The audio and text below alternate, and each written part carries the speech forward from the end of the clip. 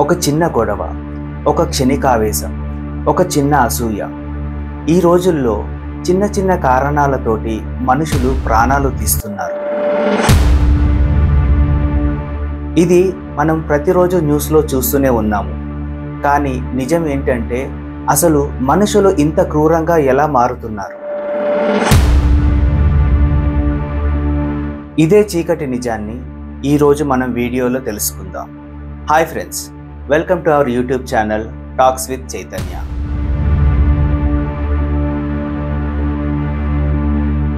మనుషులు ఇంత క్రూరంగా మారటానికి మొదటి కారణం దురాశ.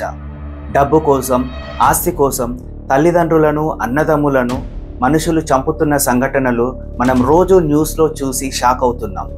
ఉదాహరణకి హైదరాబాదులో ఇటీవల ఒక ఆస్తి కేసులో అన్నదమ్ములు ఒకరి మీద ఒకరు దాడి చేశారు. ఇంతకు ముందు కాలంలో మనుషులు ఆస్తి కోసం గొడవ పడ్డా ప్రాణాలు తీసేంత వరకు వెళ్ళేవారు కాదు. కానీ ఇప్పుడు డబ్బు ముందు బంధాలు, ప్రేమ, మానవత్వం అనేవి లేవనిపిస్తుంది. రెండవ కారణం అధికారం.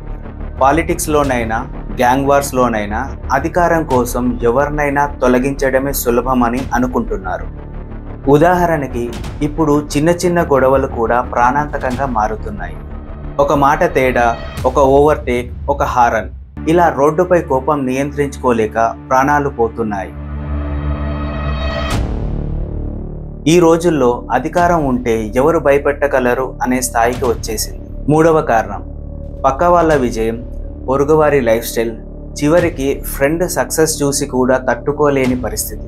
ఉదాహరణకి లవ్ జెలసీ వల్ల జరిగిన మర్డర్ కేసుల గురించి మనం తరచూ చదువుతూనే ఉంటాం. ఒకరికి మంచి జరగడం చూసి మనకెందుకు జరగలేదు అనే ఆలోచన చివరికి హింసాత్మక చర్యలకు దారితీస్తుంది. మనసులోని అసూయని కంట్రోల్ చేయలేకపోవడం వల్లే ఈ కాలంలో చాలా క్రైమ్స్ జరుగుతున్నాయి.